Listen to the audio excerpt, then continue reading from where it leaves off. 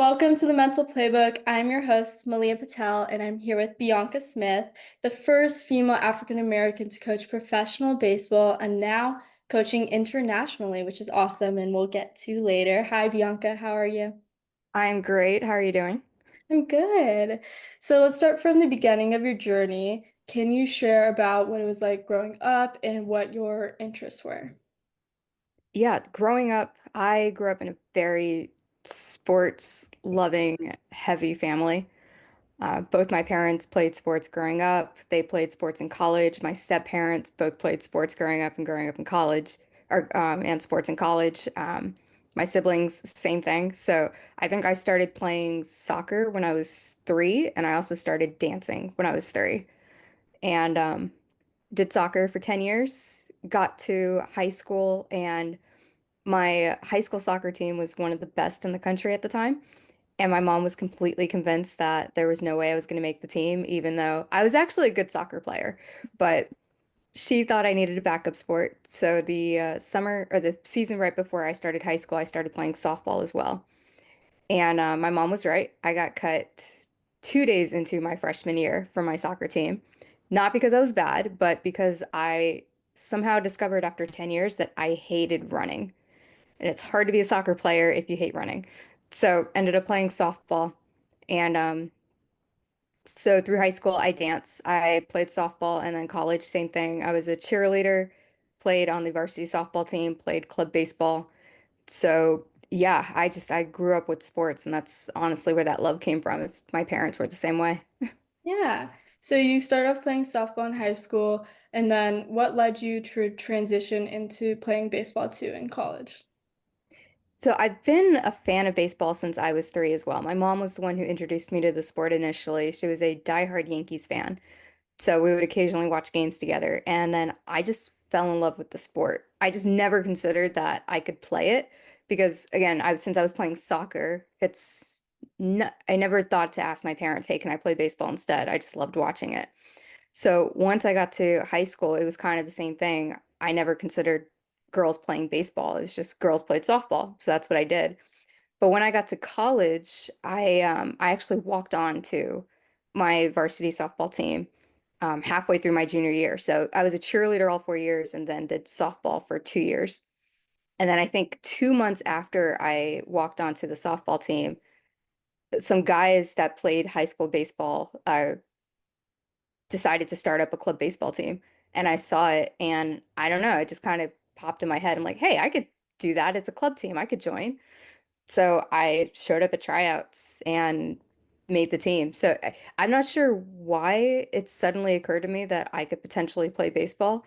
I think it's just because the opportunity just came up, and it was something I knew that I could just show up and play. Maybe because it was a club sport and not the varsity team that I thought, yeah, I could play baseball. It had nothing to do with like gender or anything. It was just whether there was an opportunity to try out and try to play. Yeah. And during that time, who were your inspirations or role models, and have that has that changed now? So my biggest, I'd say role models more were, and still are my parents actually. They raised me and my siblings to not really have any true like heroes, like people, yes, we looked up to, but they always made sure to make us remember that they're human and they're going to make mistakes. So I grew up looking up more to my parents than anything, just all the things that they accomplished. I mean, having my mom was a lawyer and my stepmom is a surgeon. So I grew up with two really strong female presences in the house. And my dad and my stepdad, I mean, same thing. They went to Ivy League schools. They've got graduate degrees. They're successful in their fields, and they managed to raise kids and still be really involved. And at the same time, my entire life, they've always been really supportive in anything that I wanted to do. And I had some really crazy ideas as a kid. Anytime I changed, like, yeah, I want to do this as a job. They're like, all right, great. How are you going to do it? It was never, you can't do it.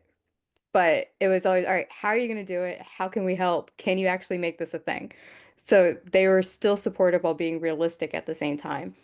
So yeah, I still really look up to them, and That's I'd say yeah, I guess they'd be my inspirations as well. They're the ones that push me to keep going on the path that I'm on. Yeah, that's awesome. So you achieved a JD degree and also an MBA. What motivated you to take on that path? So when I decided I wanted to get into baseball, I actually didn't decide that until college. I thought I wanted to be a veterinarian for 12 years.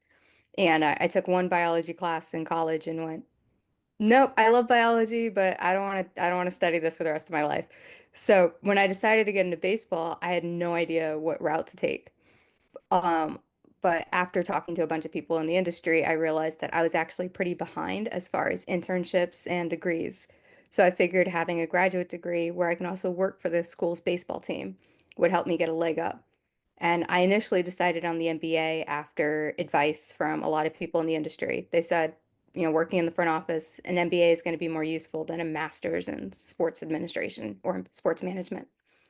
So I started grad school actually just at the business school. I had no intentions of getting the law degree just then. I thought maybe in the future I could do it part-time once I got a job, but my focus was just the MBA.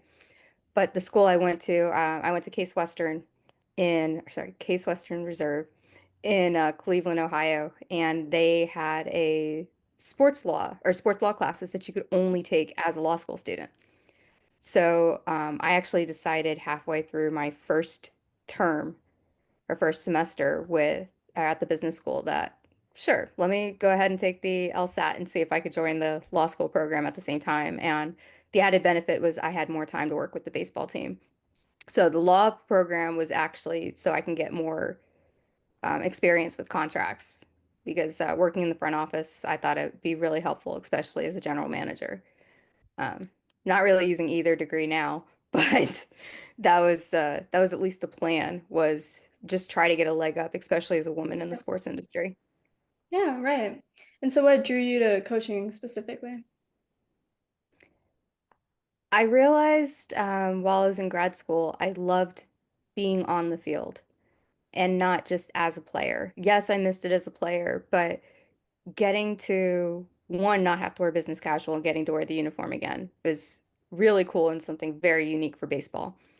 But I loved interacting with the players and getting to know them and building those relationships and then seeing them get better.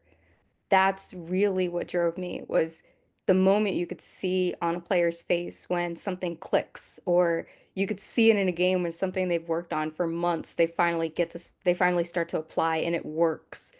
That's what really drew me and just seeing them improve and then as you know, as a college coach, getting to see players after they graduate and seeing what they're doing. Like I love being able to tell player or people that players that I coached are now working at NASA and in the government and as surgeons and lawyers and engineers and doing all these amazing things. Like it's not just about the sport, it's just about the people that I get to work with and help get better in any area that they want to do. Yeah. So pursuing a career in sports, especially as a woman of color, can come with unique challenges. Were there any moments growing up or even early on in your career when you faced obstacles or doubts, and how did you work through them? Yeah, absolutely. Thankfully, growing up, I didn't really face any, particularly because I didn't know I wanted to work in sports just yet. But I think the first real moment that I can think of was when I was in graduate school, my first year.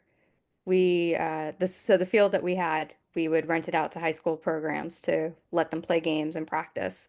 So we were waiting for one team to finish up playing, and their head coach came over to me while I was watching, asked what I did for the team. So I gave him the entire spiel, getting my law and business degree. I basically run everything but scouting. Like I actually did pretty much run everything. And he looks at me and goes, "Great. So when you graduate, I can hire you to make sandwiches for us." And it was the first time anybody said anything like that to me, and I kind of froze. I'm like, I don't know how to respond to this. Thankfully, my head coach was behind me and went, no, she's way too smart to be making sandwiches for you. So I had that backup. But the 4 years that I was in grad school, I faced oh, are you a girlfriend of the player? 2 years in a row, I had somebody ask, oh, are you a parent of one of the players? And I just kind of looked at them like they're an idiot because I'm in the dugout. I'm also only 4 years older than like the youngest players. So that one kind of blew my mind. But then a lot of, are you the equipment manager? My first year, I actually had people who were running the field try to kick me out of the dugout because I wasn't part of the coaching staff. And that's actually the first time I officially took on the title as coach. Because since I wasn't a player, they're like, well, if you're not a player, if you're not a coach, you can't be in here. And finally, our head coach goes, no, no, no, she's part of the staff. She's a coach, just to keep me in the dugout. So I had that. I had plenty of, anytime we would face a team, if they find out there was a female coach, I've had a few like under their breath comments of, oh, well, that team's going to lose.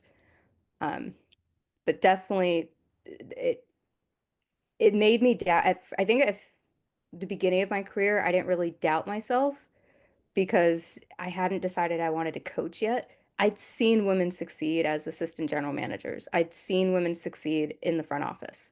So it wasn't anything that like they just doubted me on the field. So it never really made me doubt my ability in the front office. It wasn't until I actually started to coach that occasionally I would have second thoughts of, okay, can I really do this? Because that was completely new territory. But early on, thankfully, I had so much support. I think I never really thought about it. Yeah, I had some stupid comments, but I kind of brushed them off and laughed because I'm like, oh, well, I'm going to show you later that yeah, I'm not the equipment manager. I'm not the trainer. I'm not a girlfriend. I actually work for this team. Yeah, you proved them wrong. In 2021, so you began working with the Boston Red Sox. What was your experience with that organization, and how did those few years influence your journey as a coach? Yeah, that was an interesting jump because I a lot of people don't realize that when I joined in 2021, I'd actually been coaching for about 5 or 6 years already. But this was the first time I truly got paid to coach. I had always been a volunteer coach, and then in 2020, I started working as a private instructor. But other than that, and then I was a youth academy coach for the Texas Rangers. But other than that, I've never really had a real paid coaching job.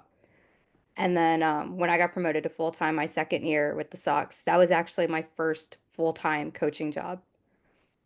In fact, I think that was my first full time job in baseball.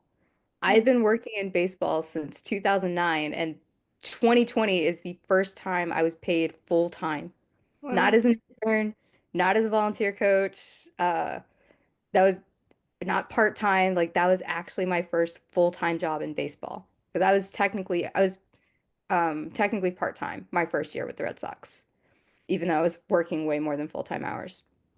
So that was that was an accomplishment for me that I don't think a lot of people knew. It had nothing to do with me being a woman coaching. It was just, I finally achieved a goal that I've been working at for over 10 years. Um, and it made me realize like just how much I wanted to be in that game. And like it was a big influence for me because the Red Sox, that's when I really started to doubt myself even more because now it was public. It was public what I was doing. I had a lot more people critiquing me. I had a lot more eyes on me. Um, and I second guessed myself a lot more in my first year, especially it's like if I made a mistake, everybody sees it. It's not like me working for a college or like a D3 school or even just a private instructor where if I make a mistake, I could fix it eventually and nobody will know. Um, but every time I thought about all the work I put in to get that job, get to that place, it reminded me of just how much I wanted to do this job and how much I was willing to put in. Um, it also made me realize how much I loved the sport. Um, because there were things with the Red Sox that I wasn't happy with, things I was happy with, things that I would have changed. And not I don't reg I certainly don't regret taking that job, but professional baseball is not for everybody. I will say that professional sports, there's a lot of politics behind it that I don't like to play.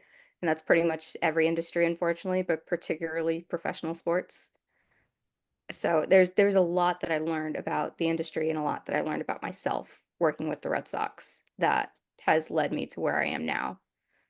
Um, I won't get into too much detail just because a lot of it you can either read or it just out of respect for the Sox and what they did for me. I won't say everything. Yeah. So, from that experience, what advice would you give young women who aspire to play baseball or even coach it, but might feel uncertain? Trust in yourself, believe in yourself, trust in the process, trust in everything that you can bring, and be ready to have naysayers, be ready to have critics. Also, unfortunately, not everybody is your friend. So find the people who truly have your back, stick with them, and rely on them. Don't be afraid to reach out. Uh, but if it's something you really want to do, it's going to be worth it in the end. Because again, all the things that I went through in over 10 years trying to get that job, it was worth that feeling when I finally got it and it hit me. I'm like, oh my God, I finally did. And it was still like rookie ball. That wasn't even the highest level that I wanted to be at. But it was definitely worth that feeling of I proved everybody wrong and I finally did this job. And I didn't just get the job, I did it well. Like Mhm. I have the data to back me up that I did it well. So that was the other thing too. Once you have that, just anytime you start to second guess yourself or doubt yourself, just look back at that and think, I did this. Like I did all of this. It's not going to be easy, but it's worth it. And it's not just for baseball, that's just for life. Yeah. So now you're coaching in Japan. What inspired you to live there and pursue opportunities internationally? So I feel like just like any other kid who grew up in the 90s and watched Toonami on Cartoon Network, I fell in love with Japanese anime and eventually, started to read manga, started to watch the dramas, started listening to J-pop, and started actually researching the culture and the country. So from the time I was like 12, I have loved Japan. And then in 2006, when the first World Baseball Classic started up, I don't know why, but I like just then realized, oh my God, there's international baseball.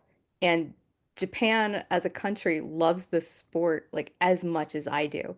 And that is amazing. So started following the Japanese national team, started trying to pay a little bit more attention to professional baseball in Japan. And just everything about the culture, the history just fascinated me. So when I decided I was going to work in baseball, that was actually on my checklist was to work in baseball in Japan. Didn't have to be as a coach. It was either going to be front office of a pro team or just somehow I was going to get to Japan. And sadly, I actually never had the chance to travel there. So at the same time, that's actually where I found this job through the JET program where I'm not an English teacher. I am pretty much just a baseball coach who occasionally helps out with English classes as a guest teacher.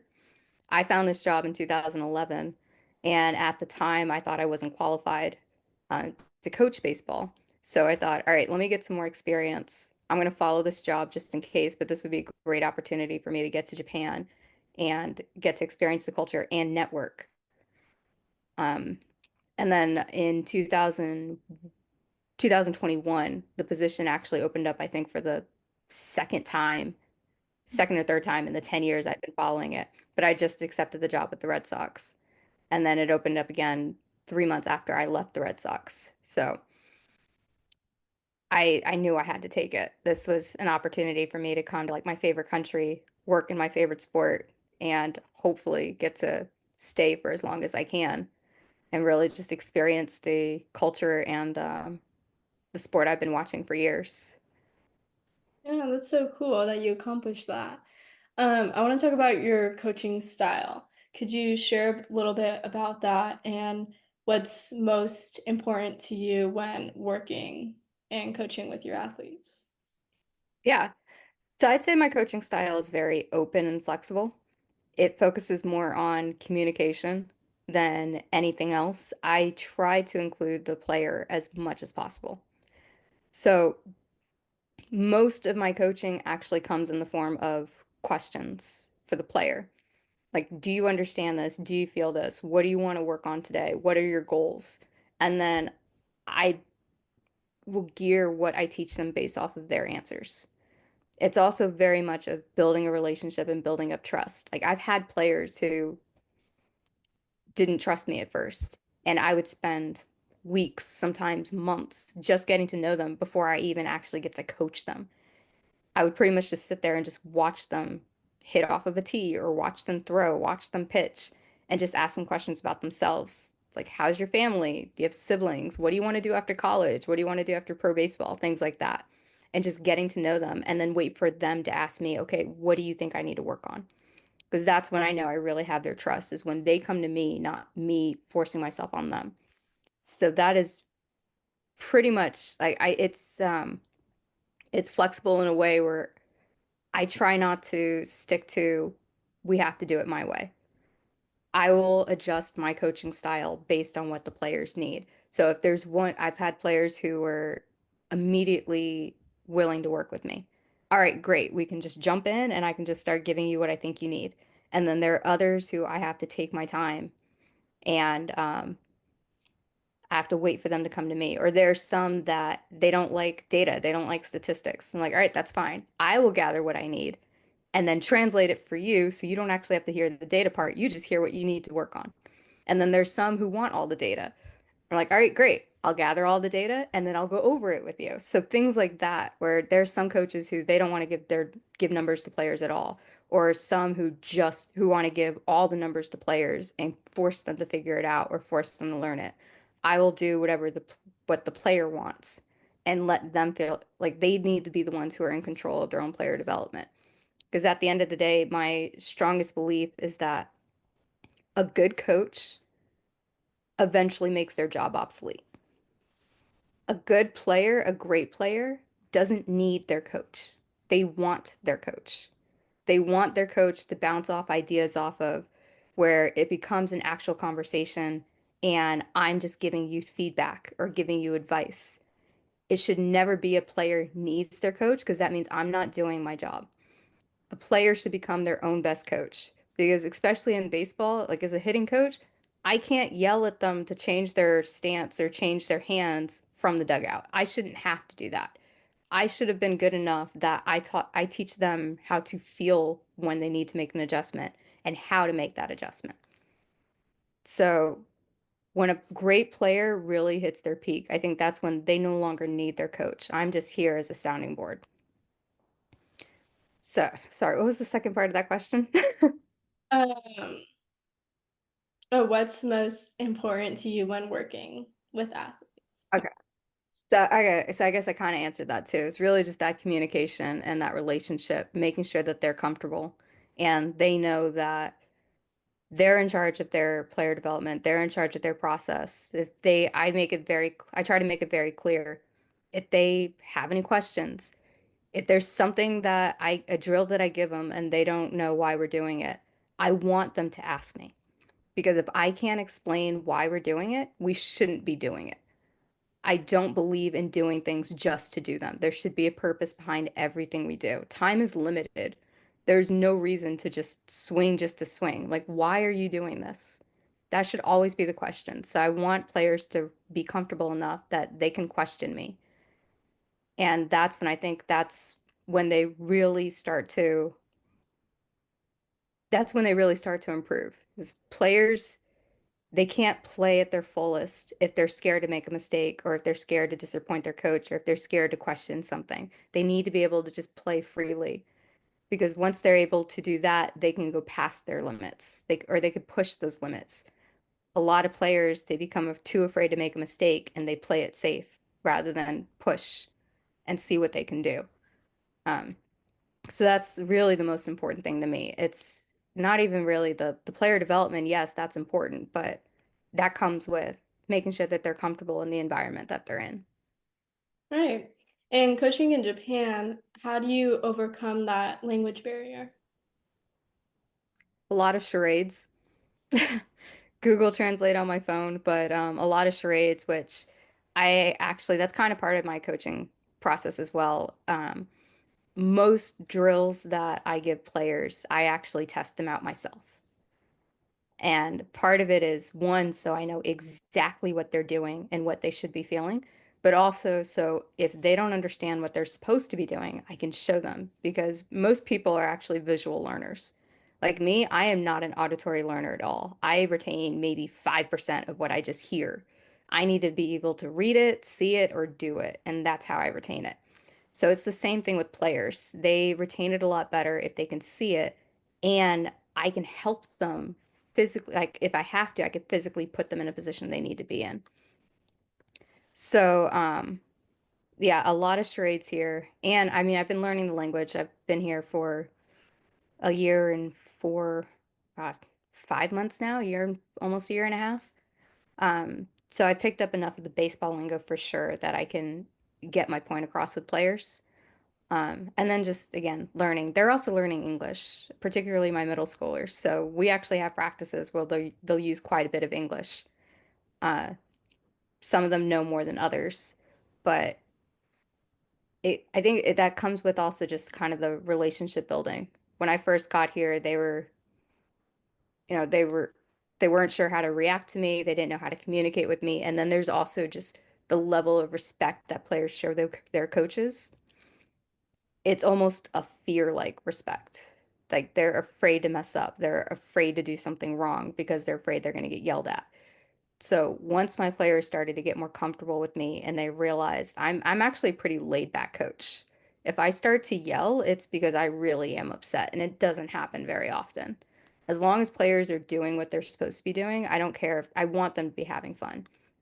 So once they got over that, they were actually more willing to ask me questions and ask me to give them advice, things like that. They listened a little bit more and it's just patience. Eventually I get my point across with them. But once I start learning more Japanese, it'll certainly help too. Yeah. So athletes' wellness is a huge focus on this podcast.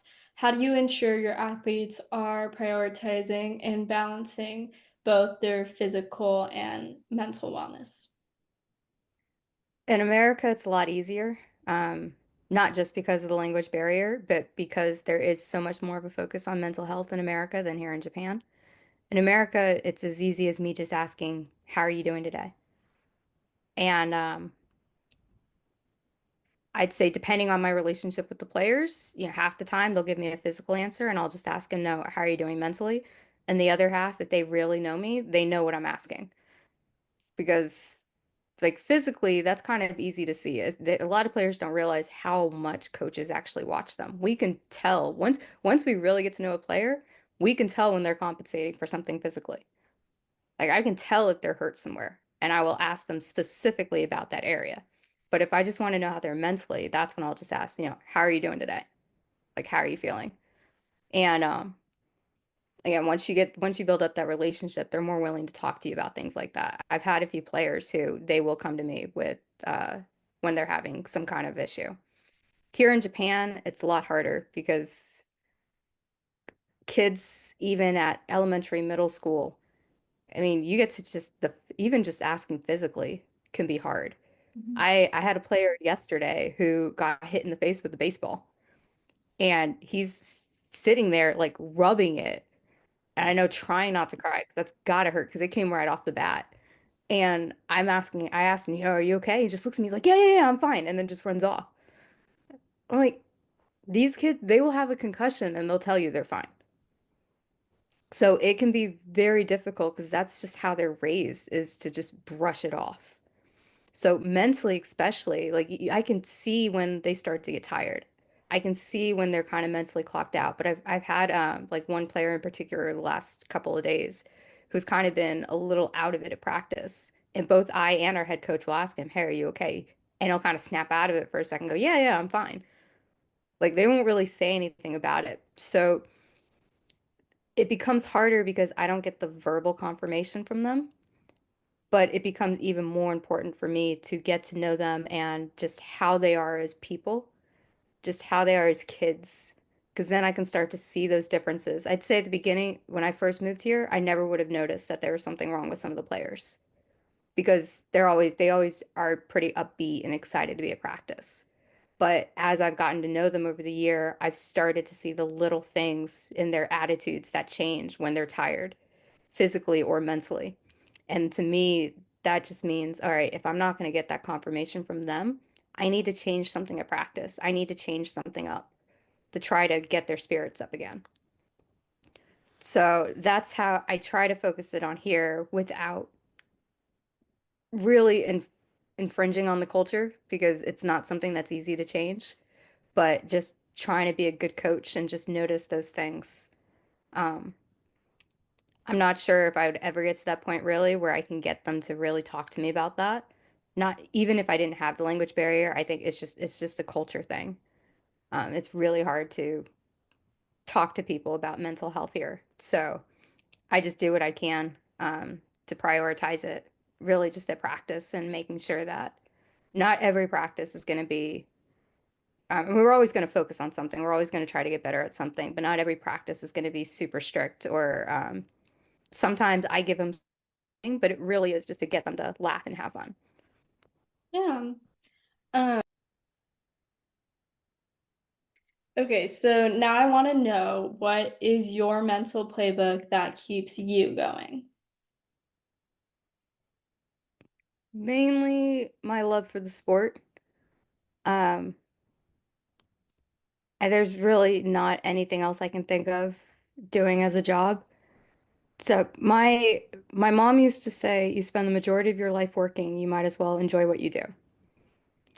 And then even more importantly for me, my dad once told me, find what wakes you up in the morning.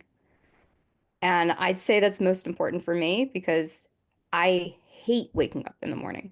I am not a morning person. If I could, I would sleep in until 10 or 11 every day. And just, 'cause I'm a night owl. I will stay up until 2 or 3 in the morning and then just sleep in. So for me, like that really resonated with me because I remember waking up at 5 o'clock in the morning for to go for baseball practice while I was in grad school. It actually wasn't even baseball practice. I woke up at it was a for a 5 or 5:30 lift. So I didn't even need to be there. It was just the players weightlifting. But as part of the coaching staff, for me, it's like I need to be at every practice, every lift, every game that I can make. I don't have an excuse unless it's for classes or an exam or something. And I even miss classes sometimes. Um, but I remember waking up at like 4:30, 5 o'clock to go walk a mile down a hill through the snow because this is in like January, February, just to go to weightlifting and not being upset about it. And that's what it hit me like, all right, this is what I want to do. I can't think of anything else that will wake me up this early in the morning. It's the same thing as when the World Baseball Classic happens, I would be up at 3, 4 o'clock in the morning to watch the Asian teams play. Or I started watching the Australian Baseball League during winter when I was a kid, and those with the time difference, those were also at like 2, 3 in the morning. Those were the things I was willing to wake up for. So that's what gets me going. That's what keeps me going. Whenever I start to doubt myself, I remind myself, all right, if I don't do this, what else am I willing to do? What else am I willing to work potentially the rest of my life, or at least until I retire, that I'm actually going to be happy with? Because that's the last thing I want to do is work a job just for the sake of I need a job. If I'm going to work, it needs to be something that I truly love to do. And so far, I have not found a single other job that I'm willing to continue doing. So if that means that I have to push, I have to expand my expand where I'm going to work, so go internationally, that means I'm going to work in baseball. And the hardest part really is just the money. Other than that, like I can get through the physical, I can get through the mental. It's just financially, that's the hardest one. And thankfully, my parents have been really supportive. So they've helped with that. I mean, they even helped me with my move here because they knew how much I wanted to do it. So if I didn't have that, then I would have an issue. Everything else, though, I know I can get through because that's just how much I love working in the sport. Yeah. So you've accomplished accomplished so much. I want to know what your current goals are, both professionally and personally, and where do you see yourself in the next like 5 to 10 years? Yeah, so professionally, my goals are to so my current job, it is a contract. It's year by year, but the absolute limit is 5 years. Financially, I don't think I could do more than three, and I'm almost halfway through my second. So professionally, short term is to find another coaching job here in Japan. And that goes along with the networking, uh, getting better at Japanese. But this also gives me an opportunity to continue working in other international areas. So, like also, I coach for the Great Britain women's team, or women's national baseball team, and the 23 and under team. Like we'll actually have the European Championships coming up in August for both of those teams. So being able to travel the world um, kind of goes along with that too. But professionally, I want to continue to coach baseball in Japan. If I have to come back to the US, I certainly would, but ideally, I would like to stay in Japan. And then personally, yeah, I want to continue to travel. I love being able to travel. That's probably next on my list after baseball. Um, Being able to travel the world has been amazing. I mean, just in this last year, I went to, oh gosh, UK, Italy, Canada, China, four different countries for baseball. And then next year, I will get to go to potential, I think two different countries for baseball and then two other countries just to travel for fun. And I'll be traveling Japan a lot more and just trying to learn more cultures. I mean, that's also what I love to do. So personally, yeah, just continue to enjoy life, travel, um, again, get better at Japanese, eventually learn Chinese. And then where I see myself in the next 5 to 10 years, it's so hard. Um, when I was younger, I used to be able to say exactly what I wanted to do in 5 to 10 years, and that was my goal, and I wasn't gonna change anything. And the moment I decided I didn't want to be a veterinarian anymore was when I realized that I needed more flexibility in my life because I had no backup plan. I had no idea what else I wanted to do. And jumped majors multiple times. I kept changing my career plans. I think in a span of like 5 months, I went from a veterinarian to an archaeologist to a librarian to like a classics professor. Like it was all over the place. I had no idea what I wanted to do because I even even applying to college, I applied to one school. I applied to Dartmouth and that's it. I had no backup plan. My backup school, I told my mom was Yale and she looked at me like I was crazy. Like, you realize that's not a backup school. But for me, it's like this was the only plan I had. I had no backup plan whatsoever. So now, even though I say I can't think of anything else I'd want to do besides baseball, if I had to do anything else, like it would be whatever just makes me happy. I would try my hardest to make one of my hobbies into a living. Like I love to write. I plan on eventually self-publishing at least one novel, hopefully more if I have the time to finish them. But so personally, I think I just want to continue to live my life. And then, yeah, 5 to 10 years, hopefully I'm still coaching baseball. I have no idea whether it's going to be professional. I'm currently working on getting my high school and college coaching certification here in Japan, so I might be coaching amateur. I might be back in the States. I might be in another country. I have no idea what I would be doing in 5 to 10 years. I don't have any real strict plans. I would love to, again, stay in Japan. I hope to actually get permanent residency. If I'm still here in 10 years, I will be eligible for that for sure, but hopefully sooner. Um, the only thing I know for sure I want to be doing in 5 to 10 years is still coaching baseball. Yeah. Not sure where, but as long as I'm coaching, I'm happy. Yeah, that's what you love. So you've been paving the path for future generations of women, but if you could leave behind a lasting legacy, what would it be? Interestingly enough, I don't really want my legacy to be known as the first Black woman to coach professional baseball. I don't want my legacy to, I actually don't really want my legacy to be a role model. Like, if that's the only thing I had, I would actually be pretty disappointed in myself. My lasting legacy, if I could only have like one thing that people remember me as, I want it to be my players remembering me as being a good coach that cared about them and helped them improve. And that has nothing to do with being the first Black woman to do anything. That's just me doing my job. I think that's great that, yeah, I'm sure people will remember me for that, but hopefully that's not the only thing I'm remembered for, because yeah, otherwise I'm not doing my job. Actually, that would mean I ended up doing exactly what all the critics said. And it was just getting my job for my gender and my race. And I don't want that. I want it to be because I was actually a good coach. So if I just had even one player who remembered me for being the type of coach that they needed and they wanted, then I'm happy. Yeah, I got the chills from that. So lastly, I want to know what matters most to you, the journey, the destination, or the company, Ooh, that's a really good question. Um, I'd say the journey. and why? I well, so I wish I could say the company, but I feel like the company always changes depending on what part of your journey you're on. Mm. Yeah.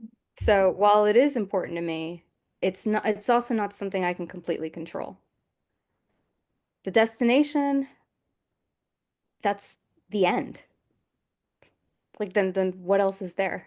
For me, I think there's always a destination you're trying to reach, but honestly, the idea of reaching it kind of scares me because then I'd need to find another destination because you don't Yeah. want to just stop. That's why for me the journey is the most important part because that's the longest part. That's your life. Your journey is literally your life. And it's also the part where I think you can have the most fun. I think of it as so like I said, my favorite thing to do is to travel. Mhm. And when it comes to international travel, yeah, the destination is awesome, but I think the journey while I'm there, that's the fun part. A lot of times I don't even really care where I'm going. There have been times where I have booked train trip tickets just to have a long journey. I didn't care where I was going. I just picked the longest possible train route just so I could take the journey itself. I think one of my first ones I did by myself, I went from Texas to LA over Thanksgiving, and Wow. I stayed in LA for like 15 hours, but that's only because once I got to LA, I got there like 6 in the morning, and the next train back to Texas wasn't until 6 at night or like 10 at night. So I toured around LA a little bit, but I could care less about where I was in LA besides seeing Dodger Stadium. Like that was the highlight. Mhm. But otherwise, it was the actual 2 days on the train there and the 2 days back that I was trying to get. So that's what it kind of makes me think of. Um, Also, I think the company, yeah, I think it's important the company you keep, but I'm also the type of person, if I cared that much about company, I wouldn't still be single at 33 years old. Um, I it's sometimes the company will actually hold you back from your journey, and I try to pick the company that supports me in whatever journey I'm doing because the journey is more important to me. Yeah. So, yeah, I'd say that that's the most important, and then the destination also changes depending on what your journey is. Yeah, that's interesting. I didn't really see it that way with the company because it does truly really change, and I think that does go with like self-acceptance and choosing yourself, self-reliance. Yeah, I really like the way you said that. Well, thank you so much, Bianca, for joining me on the Mental Playbook. To my listeners, mind strong, game on.